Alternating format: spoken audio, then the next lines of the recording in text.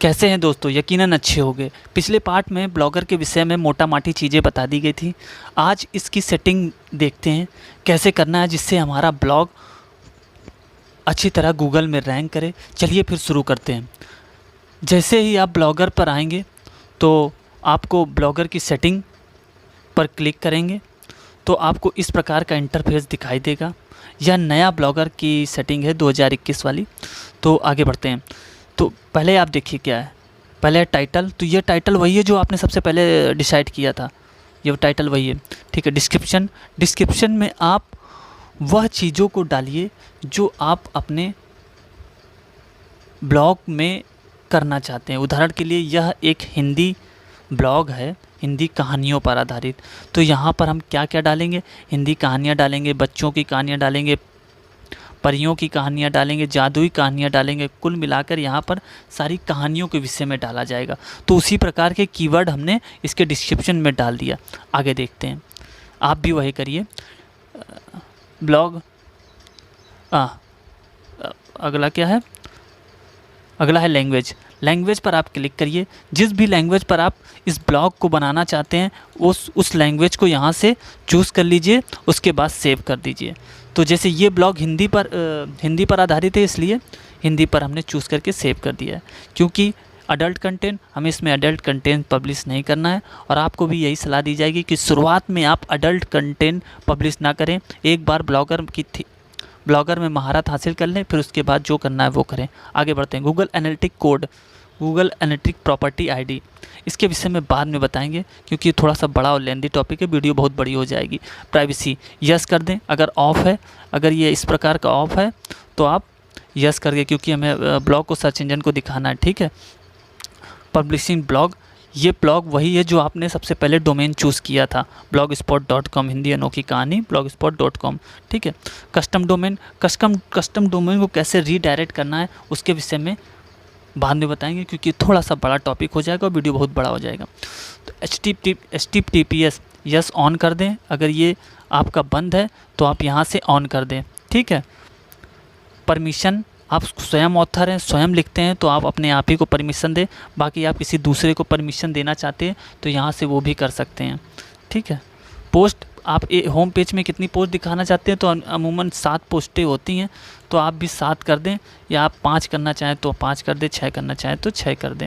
यहाँ से बड़ी आसानी से आप चेंज करते हैं। आगे बढ़ते हैं। पोस्ट और इमेज लाइट बॉक्स यदि ऑफ है तो ऑन कर दें। आइडिया पैनल ऑन कर दें, यह अमूमन ऑन ही रहता है, ठीक है। कमेंट, लोकेशन इम्बेड कर दें, कोई फ़ायदा नहीं है लोकेशन का, पॉपअप वगैरह कोई फ़ायदा नहीं। और हु कैन कमेंट, भाई सभी कमेंट कर सकते हैं, एनीवन कमेंट करके सेव कर दें।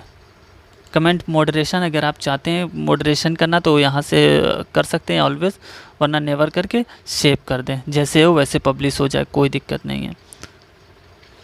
रीडर कमेंट रिकैप्चा ऑन कर दें। ईमेल का भी कोई झमेला नहीं है, ईमेल, क्योंकि ईमेल से लोगों को अप्रोच भी नहीं किया जा रहा है और ना ही अभी ईमेल से कोई अप्रोच करने का वो नहीं बनता है सवाल। चलो आगे बढ़ते हैं। ये ज़्यादा मेन चीज़ नहीं है, जो मेन है पहले वो समझिए, उसके बाद में बात उसको भी समझ में लिया जाएगा, ठीक है। तो ये क्या है? फॉर्मेट, टाइम जोन, ये बहुत मेन चीज़ है। तो आप इसको सबसे पहले क्या करें, हमारे इंडिया का टाइम जोन है 5:30 कोलकाता इंडियन स्टैंडर्ड।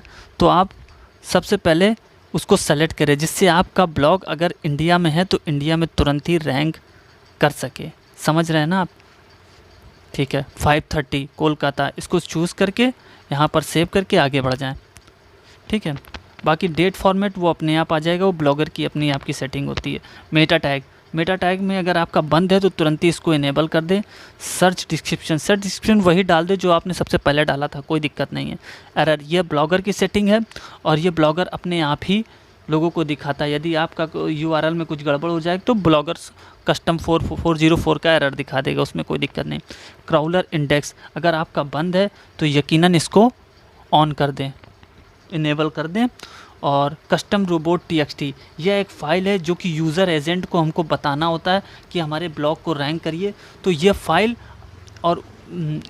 आपको डिस्क्रिप्शन में मिल जाएगी, जहाँ पर हिंदी का अनोखी कहानी https हिंदी अनोखी कहानी blogspot.com है, वहाँ पर आप अपना URL डाल के यहाँ पर पेस्ट कर दीजिए, कॉपी करके यहाँ पर पेस्ट कर दीजिए। ठीक है, ये आपको कोड डिस्क्रिप्शन बॉक्स में मिल जाएगा, परेशान मत होइए, आगे बढ़िए। इनेबल ये custom enable custom robot header tag, इसको इनेबल कर दीजिए। अब हेडर टैग को किस प्रकार, ये हेडर टैग पेज और पेजेस पोस्ट के लिए सबके लिए अलग अलग होता है, होम पेज के लिए भी अलग होता है। तो पहले होम का समझिए, होम के लिए जो मैं कर रहा हूँ भाई वही कर लीजिएगा, सही रहेगा। होम के लिए पहला है उसे ऑन कर दीजिए, सब में आपको ऐसे ही मिलेगा ब्लॉगर में। पहला जो था उसे ऑल में कर दीजिए, दूसरा है वो नो डीपी कर दीजिए, फिर यहाँ से सेव कर दीजिए। आपका होम पेज का टैग हो गया। और उसके बाद आर्चिव एंड सर्च पेज के लिए नो इंडेक्स और नो डीपी करके सेव कर दीजिए। पोस्ट एंड पेज के लिए क्या टैग होगा, इसके लिए ऑल और नो डीपी करके सेव कर दीजिए। गूगल सर्च कंसोल, इसके विषय में थोड़ी देर बाद में या अगले पार्ट में बताएं, क्योंकि एक बहुत बड़ा टॉपिक है और वीडियो खामखा बड़ा हो जाएगा। आगे बढ़ते हैं। मोनेटाइजेशन, अभी हम लोग शुरुआती उसमें हैं, तो अभी मोनेटाइजेशन ऑन नहीं है, जब होगा तो इसके विषय में बताएंगे। अभी तो आपका भी नहीं, क्योंकि शुरुआती ब्लॉग है। चलिए आगे बढ़ते हैं। मैनेज ब्लॉग, इम्पोर्टेंट बैकअप, ये आपके लिए कोई वो महत्वपूर्ण नहीं है, जो महत्वपूर्ण है वो आप पहले वो देखिए। पोस्ट URL एंड फीड, ये भी ज़्यादा आपके लिए महत्व नहीं है, तो आप इसको छोड़ दीजिए। कुल मिलाकर आपकी ब्लॉगर की जो सेटिंग है वो पूर्णतया हो गई है। आप इतनी ही सेटिंग करके ब्लॉगर को अच्छे से रैंक करवा सकते हैं। ज़रूरत पड़ेगी तो आगे और भी सेटिंग इसकी फ़िलहाल सारी मेन सेटिंग हो चुकी हैं। अब आप पोस्ट लिखना चालू करें और ब्लॉगर को पोस्ट को इंडेक्स करवाने की कोशिश करें। चल मिलते हैं फिर किसी और वीडियो में। अगला पार्ट जो होगा थीम को कस्टमाइजेशन से लेकर थीम को किस प्रकार कस्टमाइज़ करना है और एक वेबसाइट के रूप में अपने ब्लॉग को बनाना है, ये बताया जाएगा। मिलते हैं और वीडियो में। धन्यवाद।